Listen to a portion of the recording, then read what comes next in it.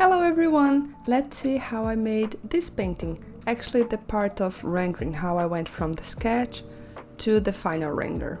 We have here the sketch and I started with the background. I always start with the background because this is the easiest way to make sure that the character will fit, that the colors on the character will not look odd compared to the background. So I'm only adding part of the background that will show behind the character, and then I'm placing now some flat color on the character to make sure that I have her edges correct.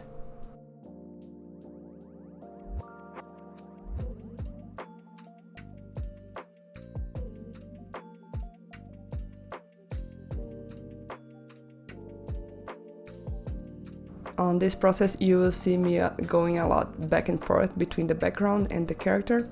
It's just, there's not really a reason for that, it's just how I like to do it. So now I added a gradient on the ocean, and at first I picked a chiseled brush and I was manually adding the ripples on the water. But then I felt like, I don't know, it didn't really feel like it was showing what I wanted it to show, so I'm gonna change it. Notice that I almost always name my layers, okay? It's important you do that as well. So now I edited a brush that is kind of squashed and I made it scatter to create this kind of ripple-like texture.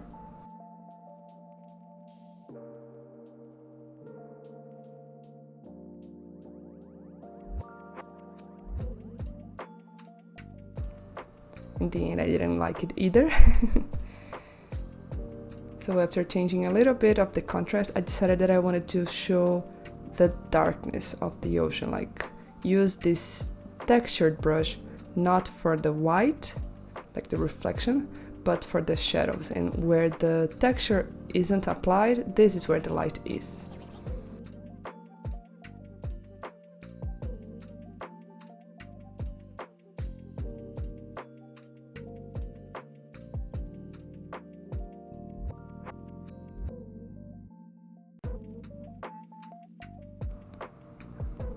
I quite like how the background looked at this moment, so now I'm adding the flat colors on Nami.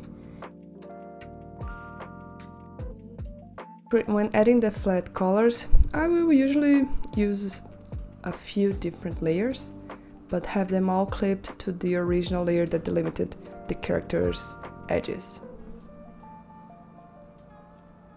And then I merge them all and have one layer called flats, or just flat, which is for the flat colors.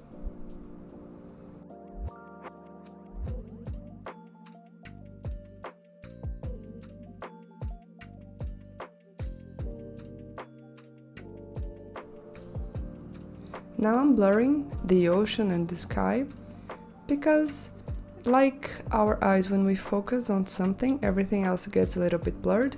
So if we're focusing on Nami now, everything behind her is gonna be very blurred, and this railing from the boat, it's also going to be blurred, but a little bit less because it's closer. And you can see that I shaded this railing with blue. Why is it blue? Because of the blue sky. The blue of the sky is going to make all the shading on white objects blue as well.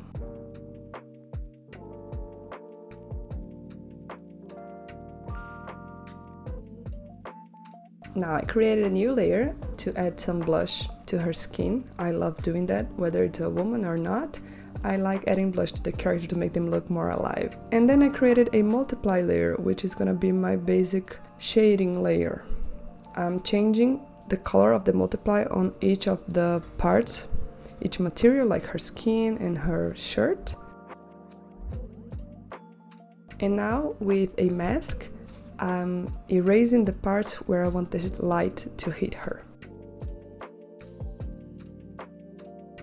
I'm not just creating this from my mind, I was actually making a study from a photo, which I'm going to show here, and I just turned it into fan art because I like making the studies more fun by drawing characters I like.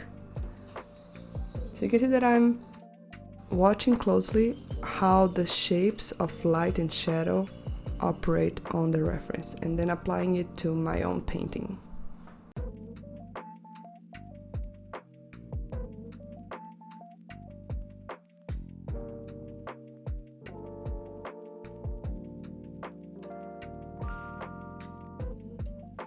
I'm trying to simplify the shapes now, because in real life shapes are sometimes really messy, and in painting we usually want to simplify them.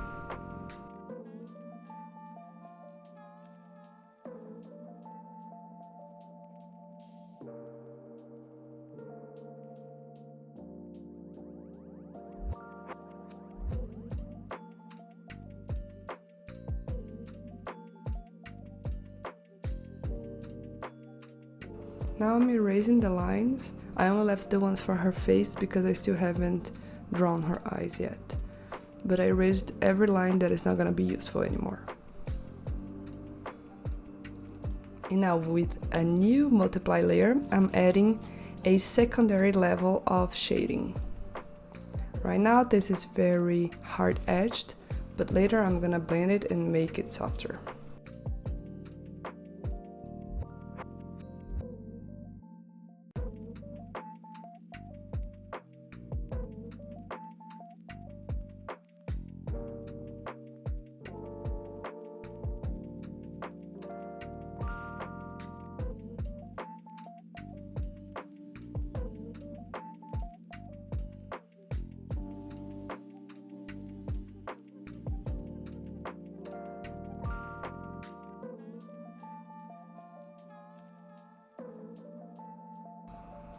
Notice that even when I'm drawing some very tiny areas like the bottom of her shirt, I don't really zoom in.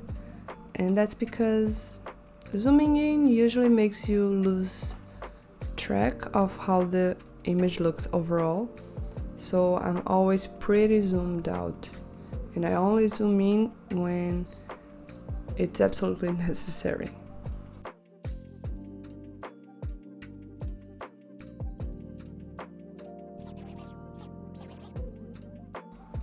Now I'm adding the reflective light, which is the light hits her shirt and her skin and then bumps back and hits other areas like the bottom of her jaw.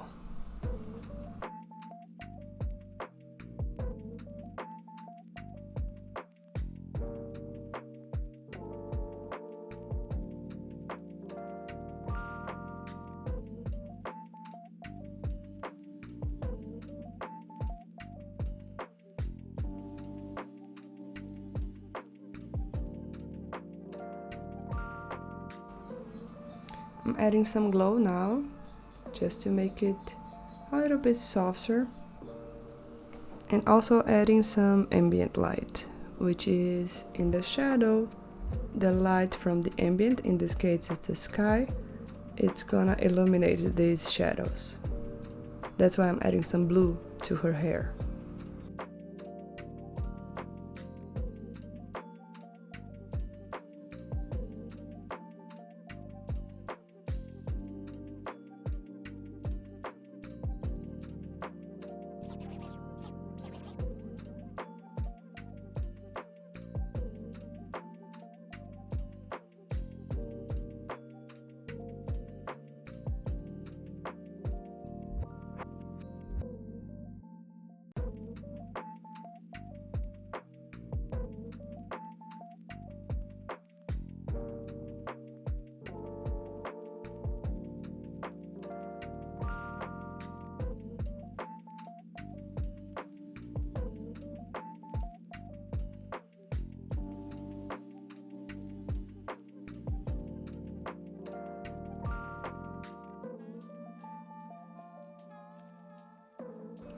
Now we've started the rendering phase, and I created a new layer for the lines that I want to make sure that I kind of have them in the end, like her eyes and around her mouth.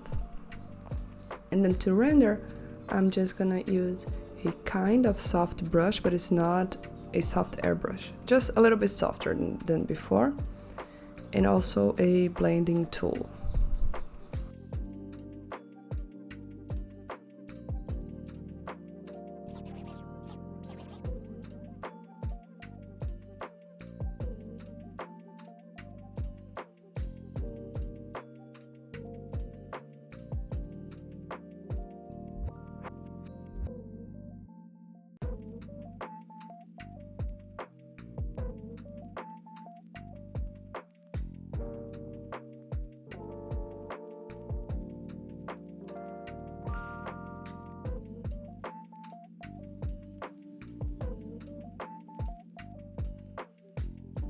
I couldn't quite get her smile to look correct.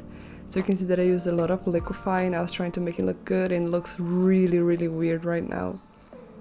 But in the end, if you persevere, you're gonna find the correct way to do stuff. When your painting is looking ugly, you shouldn't give up. Really, just at this moment I was like, oh my god, what am I doing? But don't give up. You can do this and you can make it look good.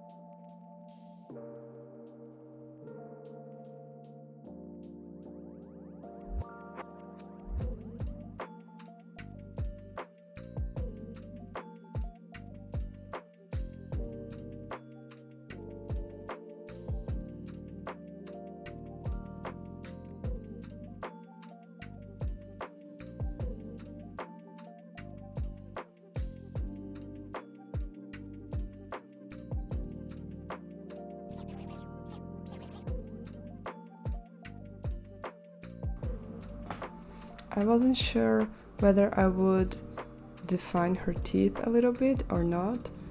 So when unsure, you try both ways and then you decide. At this moment, I had pretty much defined each tooth.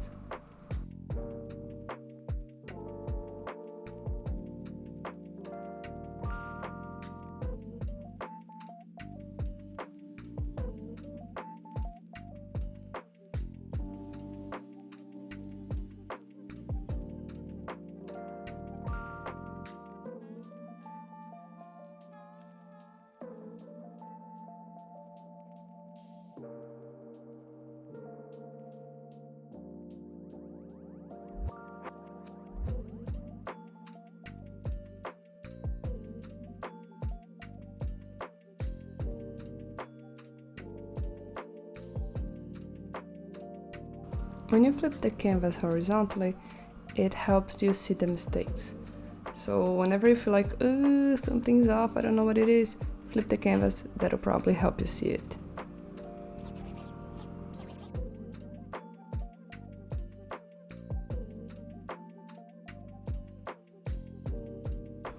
At this moment you can see that I was like, I hate this moth, and I just erased it and tried again.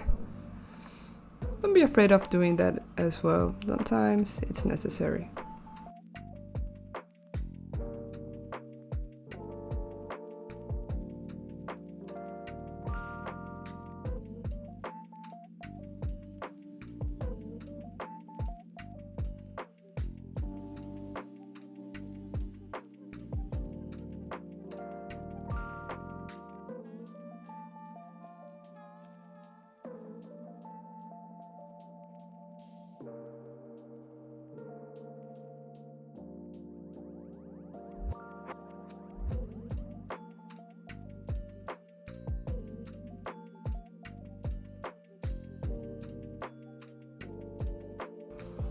Now she's already looking a little bit cuter, but still her teeth are very flat.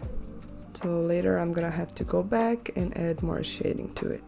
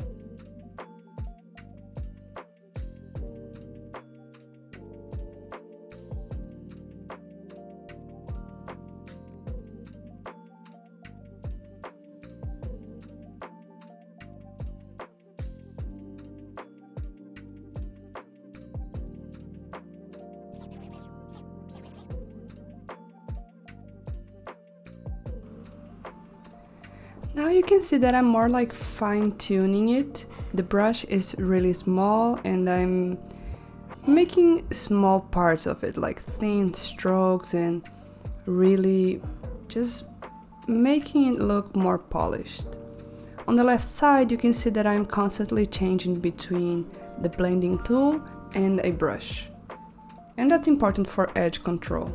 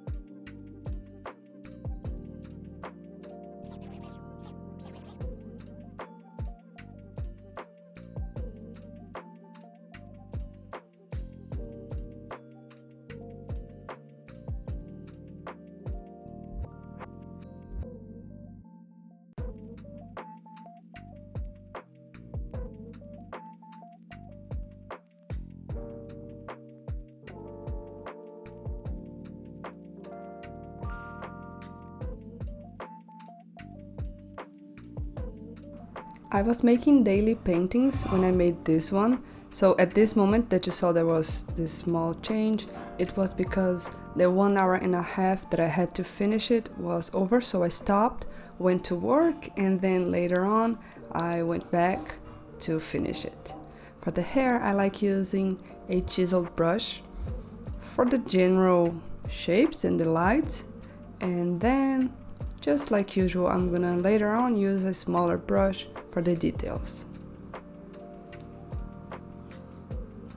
One thing that I really liked about the photo reference here was that there were lots and lots and lots of reflective light and ambient light and all sorts of just reflections happening. And so I tried to add this to her shirt, for example, and you can see there's some purples, some pinks, lots of blues, and this makes the image look really rich.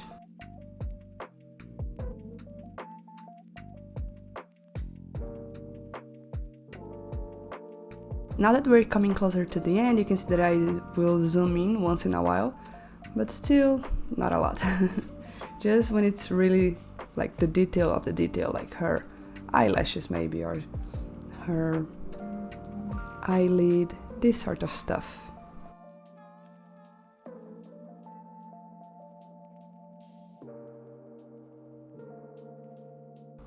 The reason why I took the color wheel and placed it in the middle of the canvas was that when I need to pick lots of colors, not really pick like from the image, but just choose them. When I'm gonna use the color wheel a lot, I don't want it at the corner of the screen because then I have to move my arm a lot.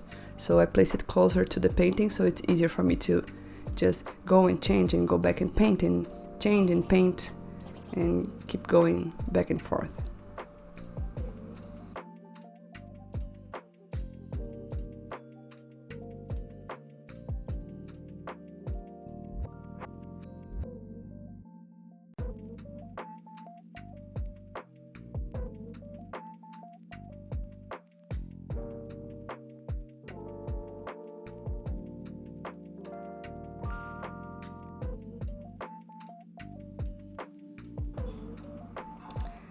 When it comes to the end like this, I'm just making it like come together. So adding some glow so it looks pretty, some particles, changing the values to make sure that the image reads as I want it to read. Just making it a little bit better.